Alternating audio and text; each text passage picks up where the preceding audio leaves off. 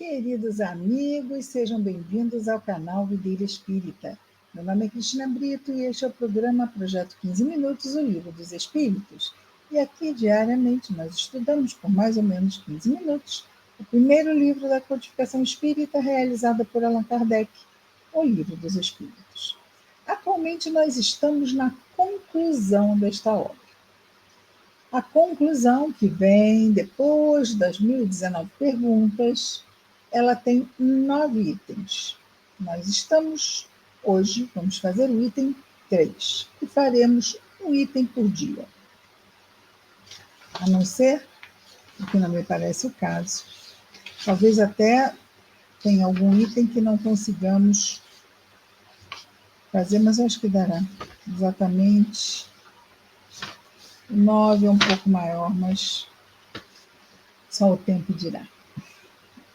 Muito bem, e lembrando que quando terminarmos, numa semana, talvez menos, nós começaremos o quarto livro da codificação espírita.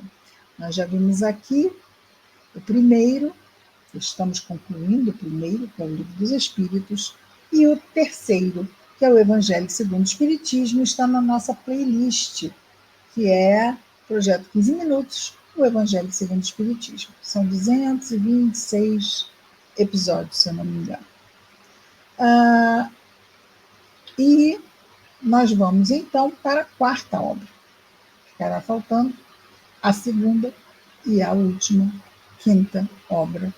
A segunda, o Livro dos Médiuns, a última, a Gênese. Então, daqui a mais ou menos um ano a gente pensa nisso, né? Vejamos, então, o que os o que Kardec coloca no item 3 da conclusão de O Livro dos Espíritos. Dizeis que desejais curar o vosso século de uma mania que ameaça invadir o mundo. Preferíeis que o mundo fosse invadido pela incredulidade que procurais propagar? O século XIX foi um século de muita incredulidade no que diz respeito às coisas espirituais. Foi um século de revolução industrial, não é? Ciência, ciência, ciência, e Deus acabou caindo não sei nem se a palavra seria descrédito, mas quase na galhofa. Deus, coisa de religião, é para tapar o entendimento do ser humano, querem nos dominar através dessas ideias, coisas assim. Por quê? Não existem pessoas que querem dominar através de ideias religiosas? Sim, existem. Mas nós estamos falando da mensagem, da palavra de Deus. O cristão vai errar, o Cristo não é? E Jesus nos trouxe a palavra de Deus. Eu sou o caminho, a verdade e a vida. Ninguém chega ao Pai senão por mim. Quer dizer, por mim é através do Evangelho, né? Já que Jesus é a própria personificação da mensagem que ele nos trouxe. Continua.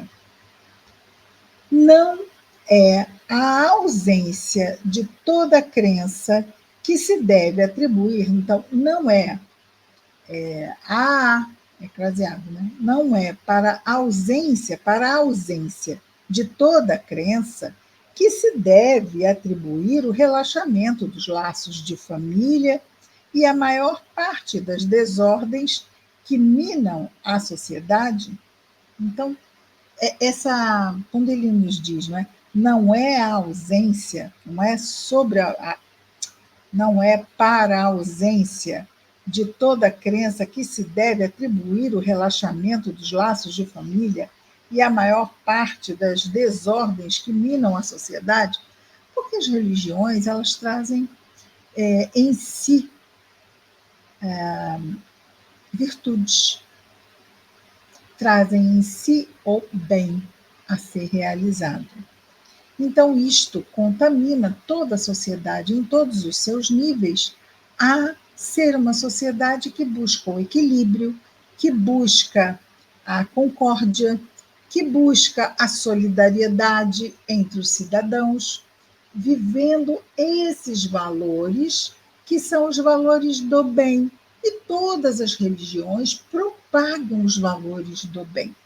Ah, mas eu conheço uma que não propaga, então não é uma religião, é uma seita sinistra por aí, mas religião não é.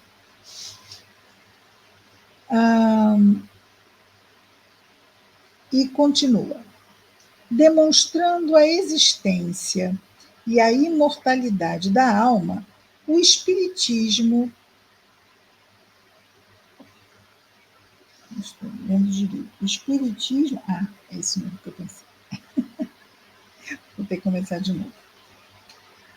Demonstrando a existência e a imortalidade da alma, o Espiritismo reaviva a fé no futuro. Por quê? Porque nós não acabamos com a morte. Então, opa, que eu vou estar lá na frente. Eu vou estar até quando não estiver aqui. Eu vou estar no mundo espiritual. Então, reaviva a fé no futuro. Levanta os ânimos abatidos, faz suportar com resignação as dificuldades da vida. Sim, o Espiritismo nos ajuda em tudo isso. Ousarias chamar a isso um mal? Como? Como o Espiritismo pode ser um mal se apenas, se só nos ergue, nos levanta, nos dá bom ânimo, nos consola? Como é que poderia ser um mal? Duas doutrinas se defrontam. Uma que nega o futuro, que é o materialismo.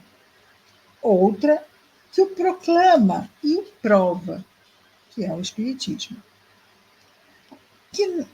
Uma que nada explica, o materialismo. Outra que explica tudo e que, por isso mesmo, se dirige à razão. Então, não é uma explicação vazia, sem sentido, sem nexo, não. Tudo que o Espiritismo traz, e traz por revelação dos espíritos superiores, é o quê? É a verdade. Então, a nossa razão vai ter que entender, porque senão não seria verdade, seria mentira. Não é porque íamos dizer assim, mas isso aí é insólito. Não, isso não faz sentido. Não, isso faz sentido. Então, a fé do espírito é uma fé raciocinada, porque é a fé que fala a razão. Eu creio, porque eu entendo. Faz sentido para mim.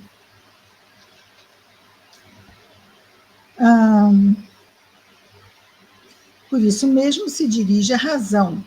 Uma, o materialismo, que é a sanção do egoísmo, porque já que tudo vai acabar, dá licença, meu pirão primeiro, como dizia o ditado antigo. Então, uma que é a sanção do egoísmo, outra, o espiritismo, que oferece base à justiça, à caridade e ao amor aos semelhantes. A primeira, o materialismo, não mostra senão o presente e aniquila toda esperança. A segunda, o espiritismo, consola e torna evidente o vasto campo do futuro. Qual é a mais perniciosa? Qual a mais negativa? Fácil essa resposta. E continua dizendo: algumas pessoas, e dentre elas os mais incrédulos, se fazem apóstolos da fraternidade e do progresso. Mas a fraternidade pressupõe desinteresse, abnegação da personalidade, ou seja, abrir mão de interesses materiais. Não é? Essa é a verdadeira fraternidade, não aquela que quer tirar proveito da situação. Onde há verdadeira fraternidade, o orgulho é uma anomalia. Eu estou fazendo, olha como eu sou bom. E olha, então você tem que me obedecer, porque eu estou aqui do alto do meu poder de fazer o bem, então você tem que fazer o que eu estou te dizendo. A pessoa está se achando mais do que o outro que está ajudando. E nós sabemos que isto é o quê? Como uma gangorra, não é? Já que estamos aqui no mundo de provas e expiações, ora estamos em cima, ora estamos embaixo, ora estamos em cima, ora embaixo, ora ajudamos, ora somos ajudados.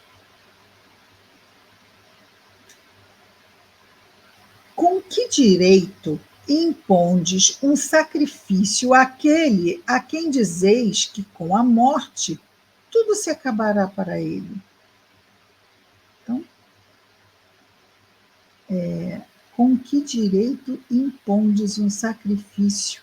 Quer dizer, se tudo vai acabar com a morte, os sacrifícios não fazem nem mais sentido.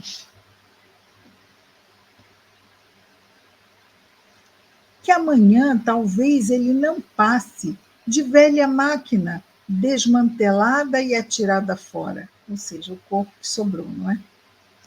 Que razão terá ele para impor a si mesmo uma privação qualquer? Para que eu vou me privar? Tudo vai acabar mesmo. Tanto faz morrer aqui como ali. Eu quero aproveitar tudo que eu puder. Equívoco, equívoco, equívoco. Não será mais natural que trate de viver o melhor possível durante os breves instantes que lhe,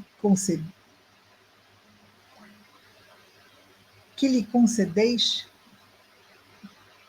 Que lhe concedeis? Então, quanto a pessoa puder viver tirando o melhor da vida, é isso que ela vai fazer, já que tudo vai acabar no nada, dentro da doutrina materialista. Daí o desejo de possuir muito para melhor gozar. Aqui, pessoal, aqui que existe.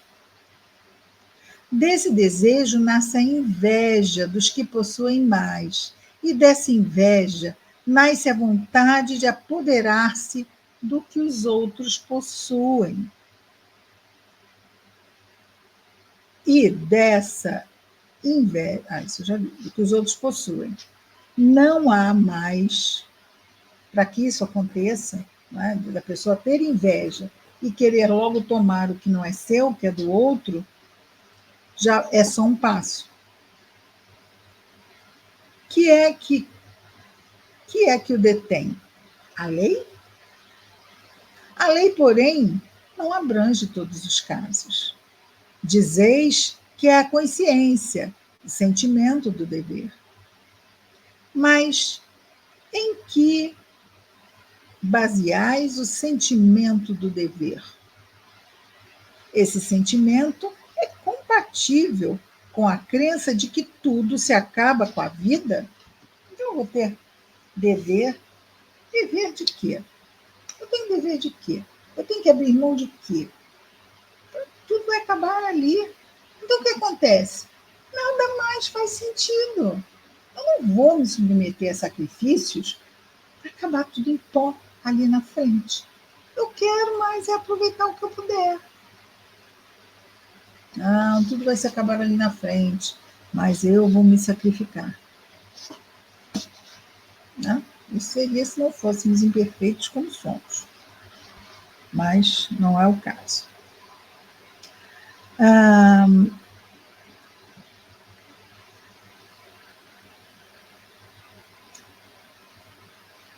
inveja, mais que um passo.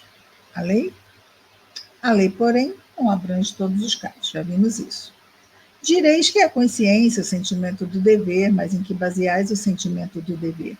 Esse sentimento do dever é compatível com a crença de que tudo se acaba com a vida, já vimos isso.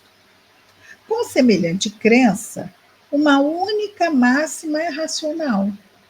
Então, com a crença do materialismo, apenas uma máxima, uma afirmativa é racional.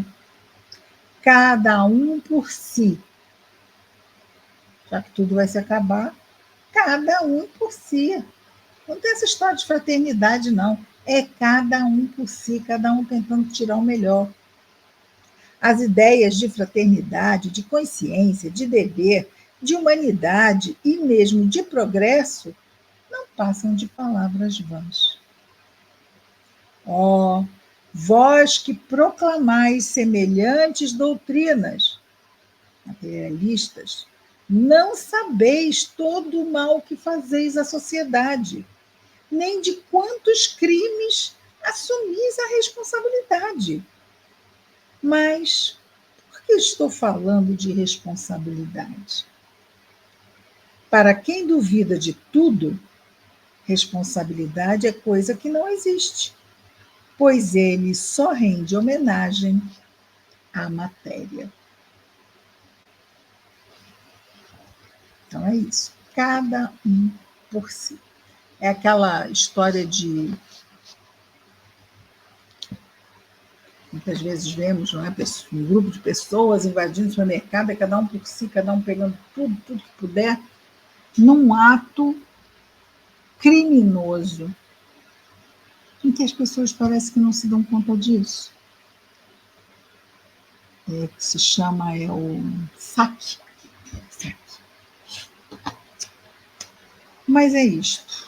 Os valores nobres da sociedade vêm com sim, existem ateus que são dignos, que fazem caridade, sim, mas não são todos. Né? Toda situação tem a sua exceção. Tem a sua exceção. Geralmente, aqueles que não creem em nada, é o que Kardec diz.